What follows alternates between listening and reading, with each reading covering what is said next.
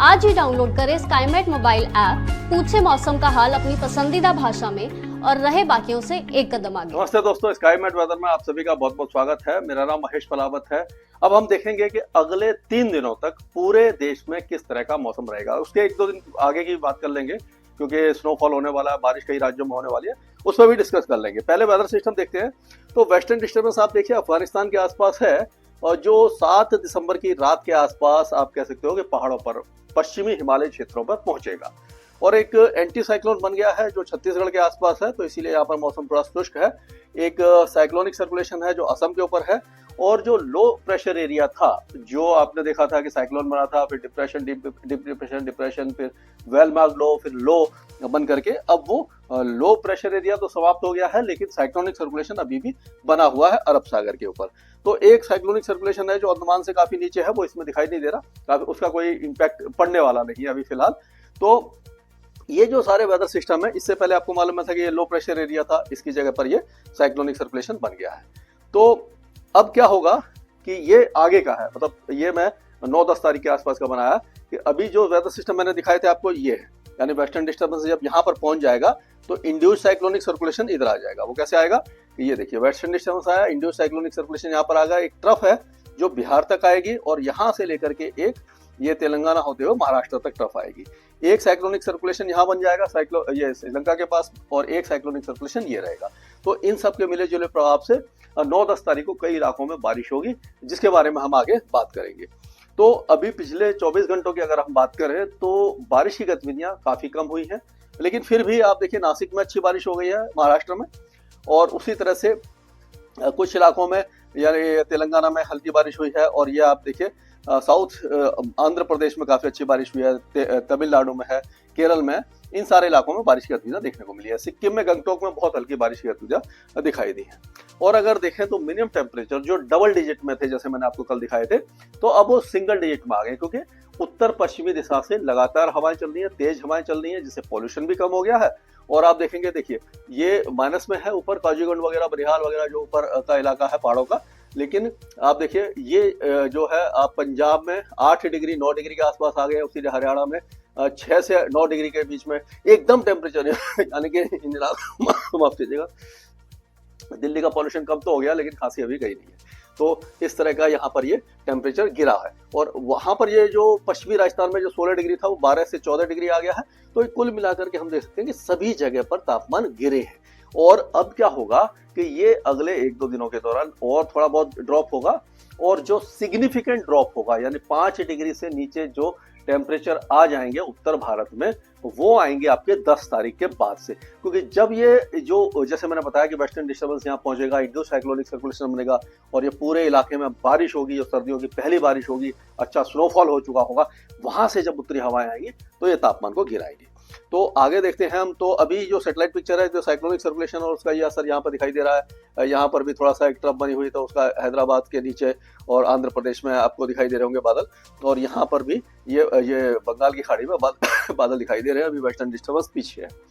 तो अभी अगर देखा जाए तो जो पहाड़ों का इलाका है, यानी कि जो पश्चिमी हिमालय क्षेत्र के पहाड़ हैं, पाकिस्तान के ज्यादातर इलाके हैं, पूरा पाकिस्तान शुष्क रहेगा, यानी कि सिंध बलूचिस्तान से लेकर के जो पंजाब प्रांत है वहां का वो, और गिलगिट बाल्टिस्तान, मुजफ्फराबाद, लद्दाख, जम्मू कश्मीर, हिमाचल और उत्तराखंड का मौसम हमारे देश का भी पूरी तरह से शुष्क बना रहेगा। हवाएं जो हैं वो काफी तेजी से चल रही हैं, यानी कि यहाँ पर थोड़ा सा स्ट्रॉन्ग विंड है, इस तरह से चल रही हैं। तो उनके कारण क्या हो रहा है कि जो हवाएं हैं, इसके कारण एक तो ये ड्राई विंड है, उत्तर से आ रही है, उत्तर पश्चिम से आ रही हैं, तो सूखी हवाएं हैं, नमी कम हो गई है। सुबह और रात के समय तो हल्का कोहरा छा रहा है, लेकिन जो तापमान है गिर रहे हैं, और लगातार जो हवाएं चलती हैं तो वो जो पॉल्यूशन को डिस्पर्स कर देती है, तो पॉल्यूशन दिल्ली एनसीआर में कम हो गया है। तो ऐसा अभी जो है कि इस समय तो आप कह सकते हो कि पूरे इलाके का यहाँ पर मौसम तो शुष्क रहेगा।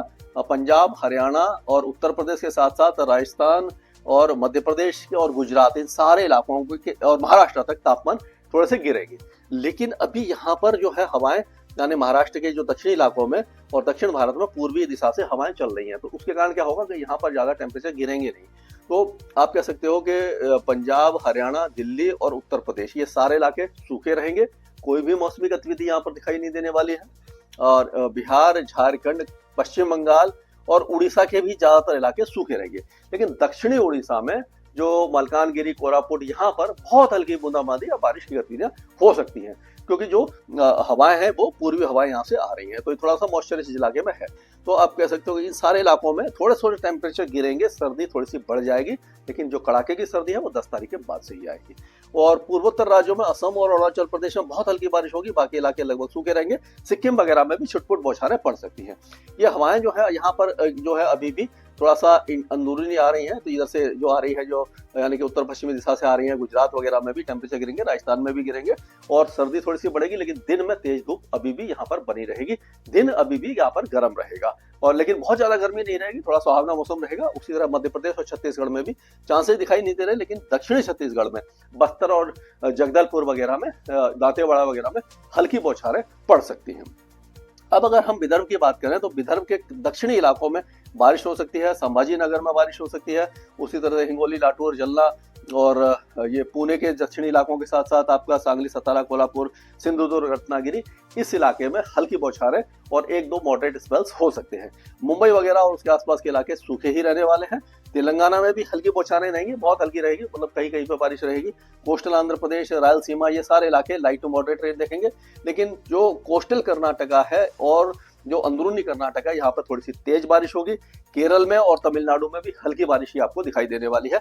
लक्षद्वीप में हल्की से मध्यम बारिश होगी, लेकिन अंडमान और निकोबार द्वीप समूह के दक्षिणी द्वीपों में बारिश की गतिविधियां बढ़ने वाली है। ये इस तरह का मौसम अभी का है, ये अगले 1-2 दिनों के दौरान है। उसके बाद ये मैंने जो आपको दिखा रहा हूँ, ये 9 तारीख का है। 9 तारीख के आसपास जैसे मैंने बताया था कि आपको जो ये देखिए, इस तरह से वेस्टर्न डिस्टर्बेंस यहाँ पर आ जाएगा। ये वेस्टर्न डिस्टर्बेंस आ गया, इंडो साइक्लोनिक सर्कुलर पंजाब और हरियाणा पे आ गया। यहाँ से एक ट्रफ आएगी जो पूर्वी भारत तक आएगी। तो इस तरह से यहाँ पर जो ये जब यहाँ ट्रफ होती है, साइक्लोनिक सर्कुलेशन पश्चिमी विक्षोभ होता है, वहां पर बारिश और बर्फबारी होती है, खास करके पहाड़ों पर बर्फबारी होती है, क्योंकि टेम्परेचर गिर जाते हैं और जो बारिश होती है वो धीरे धीरे फ्रीज हो जाती है और उससे वो स्नोफॉल होता है, फ्लेक्स के रूप में दिखाई देता है। तो इस तरह का मौसम यहाँ पर रहने वाला है। तो इस वेदर सिस्टम के हिसाब से देखा जाए तो गिलगित बाल्टिस्तान, मुजफ्फराबाद, लद्दाख और जम्मू कश्मीर, इन सारे इलाकों में और हिमाचल और उत्तराखंड, सारे इलाकों में स्नोफॉल की संभावना है और इस बार अच्छा स्नोफॉल होगा। और उसके साथ साथ जो बारिश की गतिविधियां हैं वो आपके अगर देखा जाए तो देखिए ये 9 तारीख का, इसमें आप देखिए पंजाब, हरियाणा, यानी पंजाब के कई इलाके, हरियाणा के उत्तरी इलाके, दक्षिणी इलाकों में चांसेस कम है, दिल्ली में भी कम है और राजस्थान में भी कम दिखाई दे रहे हैं, लेकिन इनकार नहीं किया जा सकता, बादल आई तो एक आध जगह बूंदाबांदी हो सकती है। तो यहाँ पर ये स्नोफॉल होगा और उत्तर भारत में अब बारिश होगी। और उसी तरह से लखनऊ, फैजाबाद, अयोध्या, प्रयागराज, वाराणसी, भदोही, जौनपुर और मिर्जापुर, ये जो इलाके हैं, गोरखपुर, बस्ती, गोंडा, ये सारे इलाकों में उत्तर प्रदेश में बारिश होगी। पटना, गया और ये जो बाकी इलाके हैं, आगे भागलपुर है, खगड़िया है, ये सारे इलाकों में बारिश की गतिविधियां ये बिहार में भी होंगी और जमशेदपुर में थोड़ी सी कम हो सकती है और दुमका वगैरह में कम हो सकती है। बाकी जो पश्चिमी और मध्य भाग है, ये इसके झारखंड के, यहाँ पर अच्छी बारिश होगी। अंदरूनी जो उड़ीसा है, यहाँ पर भी अच्छी बारिश है और पूर्वी मध्य प्रदेश के साथ साथ छत्तीसगढ़, विदर्भ, तेलंगाना, मराठवाड़ा और ये दक्षिण भारत में बारिश की गतिविधियां दिखाई देगी। जैसे मैंने बताया था, एक तरफ इधर से आ रही है, ये एक यहाँ पर जैसे ये साइक्लोनिक सर्कुलेशन बनेगा, आप देखिए यहाँ पर तो ये वेस्टर्न डिस्टर्बेंस आ गया, ये आ गया, यहाँ इंडो साइक्लोनिक सर्कुलेशन आ गया और यहाँ से ये ट्रफ आ गई, ये ट्रफ आ गई और एक ट्रफ यहाँ से आ गई। तो ये सारे इलाकों में इस तरह से बारिश की गतिविधियां होने वाली है और ये बेमौसम बारिश कह सकते हो या सर्दियों की बारिश कह सकते हो। तो इसके कारण जो एक तो टेम्परेचर गिरेंगे और उसके बाद जब टेम्परेचर गिरने के बाद जब ये वेस्टर्न डिस्टर्बेंस आगे चला जाएगा, जो उत्तरी हवाएं चलेंगी, तो मतलब एक तरह से कड़ाके की ठंड है जो है उत्तर भारत और मध्य भारत तक दिखाई देगी। आपको तेलंगाना तक भी टेम्परेचर गिर सकते हैं। उस समय जो ट्रू जो विंटर्स है वो आपको नजर आ जाएगी। अभी रजाई वगैरह नहीं निकले हैं उत्तर भारत के कई इलाकों में, तो वो भी निकल जाएंगे, वुलन्स पूरी तरह से निकल जाएंगे। और जब ये मौसम ठंडा होता है, नमी थोड़ी सी बड़ी होती है, तो कोहरा छाने की संभावना भी है। जब कोहरा छाने लगता है तो दिन के टेम्परेचर भी गिरते हैं और जो पूरे दिन सर्दी का एहसास है वो लगातार होता रहता है। तो ये जो वेदर सिस्टम आ रहा है, इसके ऊपर मैं आपको लगातार वीडियो बनाता रहूंगा और इसके बारे में आपको बताता रहूंगा। स्काईमेट वेदर में अभी के लिए इतना ही। मौसम से जुड़ी सटीक जानकारी और खबरों के लिए हमारे YouTube चैनल को सब्सक्राइब करें और बेल आइकन दबाकर हर खबर पर रखें नजर।